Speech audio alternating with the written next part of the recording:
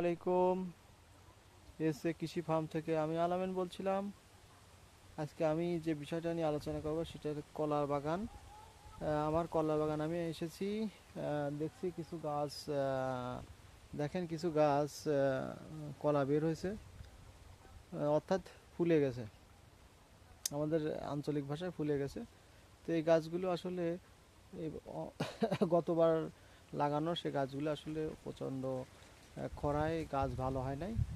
তো যাই হোক, আল্লাহ পাক যা দিয়েছে সেটা ইনশাল্লাহ সেটা নিয়েই আমি খুশি।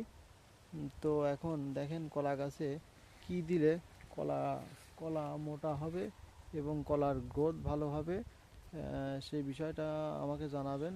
কলা গাছ দেখেন ইনশাল্লাহ আগের চেয়ে গ্রোথ ভালো হয়েছে। তো এখন এবার কলা গাছ অনেকেরই ভালো হয় নাই, সেই কারণে আমার কিছু কলা গাছ ফুলছে। তো এখন এই কলা গাছগুলোতে কি দিলে আরও কলা গাছের গ্রোথ বাড়ে সেটা আমার কমেন্টে জানাবেন। সবাইকে ধন্যবাদ। পরবর্তীতে কলা গাছের আরও ভিডিও নিয়ে আসবো। আসসালামু আলাইকুম।